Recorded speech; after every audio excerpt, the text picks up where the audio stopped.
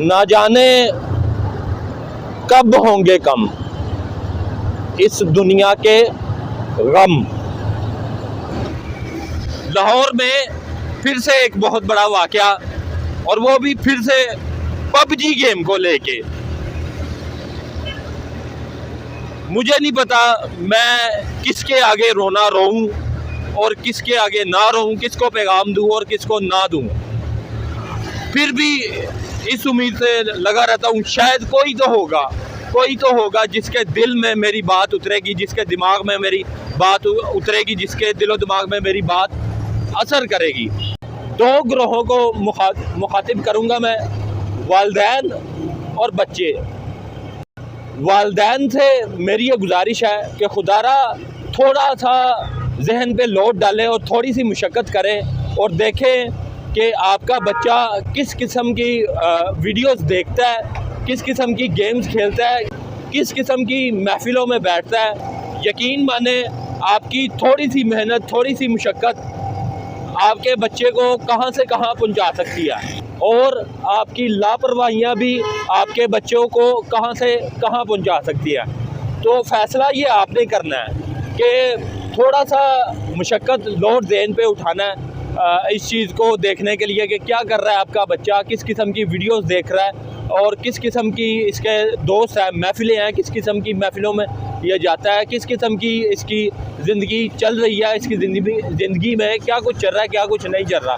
थोड़ा सा इस हवाले से मेहनत करने की ज़रूरत है।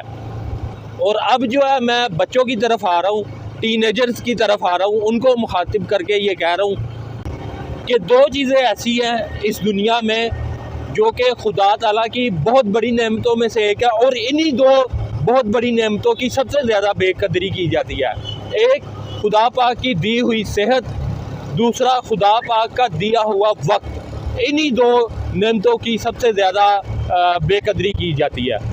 तो खुदा के लिए अपनी आखिरत को भी देखें कि यार आखिरत के हवाले से हम किस तरह से जा रहे हैं और कितना कुछ कमा लिया आखिरत के हवाले से, क्योंकि ज़िंदगी में एक पल का भी नहीं पता कि किस वक़्त क्या हो जाए और आपसे ये नेमतें छिन जाएँ और आप कुछ भी ना कर सके। आप कहें कि शायद कोई मौका मिला होता कि हम अल्लाह ताला के रास्ते में अपना वक्त गुजारा होता। इसलिए अल्लाह ताला की दी हुई ज़िंदगी, वक्त और सेहत को अल्लाह ताला के ही रास्ते में लगाएं। और अल्लाह ताला ये नहीं फरमाते कि बिल्कुल बस आप दुनिया छोड़ दो, बिल्कुल दुनिया से कट ऑफ हो के जो दरवेशी वाली ज़िंदगी है, बिल्कुल जो कट ऑफ हो के इंसान हो जाता है वो वाली गुजारो। यकीन माने हम भी जब गेम्स खेलते थे टेकन 3 वगैरह, तो अक्सर इस तरह की गेम्स होती थी तो हमारा दिल करता था कि यार ये जो दाव पेज है हम भी दूसरे लोगों पे आजमाएं। और अक्सर ऐसी भी गेम्स होती हैं जो नॉर्मल सिंपल सी गेम होती है, कोई इतना ख़ास मसला नहीं होता। जैसे स्नो ब्रोस बचपन में हम खेलते थे, कोई इतनी ख़ास मसले वाली बात नहीं थी।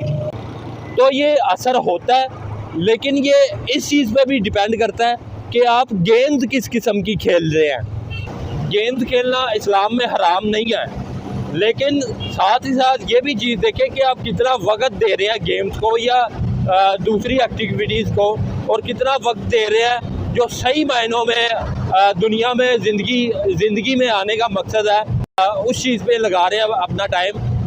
ये चीज़ आपने देखनी है।